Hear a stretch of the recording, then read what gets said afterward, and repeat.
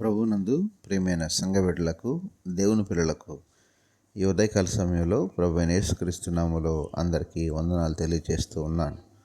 గడిచిన రోజు నుంచి ఈ రోజు వరకు ప్రభు మనకు తోడుగా ఉండి ఆయన కాపుదల మనతో ఉంచి ఈ సమయంలో ఆయన స్తుతించుకోవడానికి ప్రభు ఇచ్చిన మంచి అవకాశాన్ని బట్టి దేవునికి మహిమ, ఘనత, ప్రభావం కలుగును గాక. ఆమేన్. అనుదిన వాక్యాహారం ద్వారా ఈరోజు దేవుడు మనకిస్తున్న వాక్య వాగ్దానం, యెహోవా యందు నమ్మిక ఉంచువారు సురక్షితముగా నుందురు అని సామెతల గ్రంథం 29వ అధ్యాయం 25వ వచనంలో మనం చూస్తూ ఉన్నాం. దేవునికి మహిమ కలుగును గాక.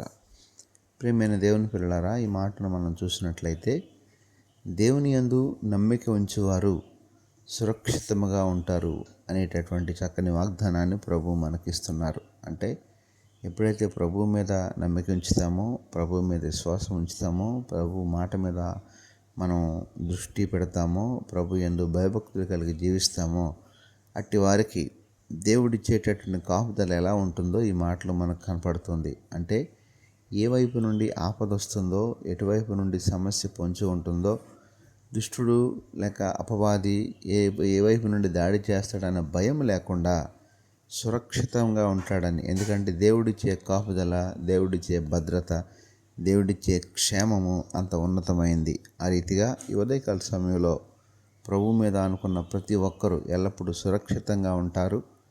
వారు జీవితాల్లో పరిపూర్ణమైనటువంటి నెమ్మదిని పొందుకుంటారు. ఎందుకంటే దేవుడే ఆశ్రయదుర్గముగా ఉంటారు.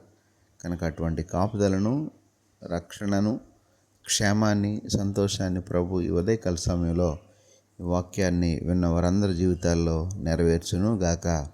ఆమేన్. ప్రార్థనలో ఏకీభవించండి. పరిశుద్ధుడైన మా దేవ, ప్రేమగల మా తండ్రి, ఈ ఉదయకాల సమయంలో మరొకసారి నీ నామానికి వందనాలు, స్తోత్రాలు చెల్లిస్తున్నాం. ఈరోజంతా మీరే మాకు తోడుగా ఉండి సహాయం చేసి నడిపించండి ప్రభువా. ఈరోజంతా నీ పిల్లలమైనటువంటి మా అందరి జీవితాల్లో, మా యొక్క పనుల్లో, వారి రాకపోకల్లో, వారి ఉద్యోగాల్లో, వారి వ్యాపారాల్లో అన్నింటిలో మరి మీరే తోడేయండి. ఈరోజు పుట్టినరోజు, పెళ్లిరోజు జరుపుకుంటున్న బిడ్డలు ఎవరైతే ఉన్నారో వారందరినీ పేరు పేరున దీవించి ఆశీర్వదించమని యేసు పరిశుద్ధ నామమున అడిగి వేడుకొనుచున్నాము తండ్రి. ఆమేన్.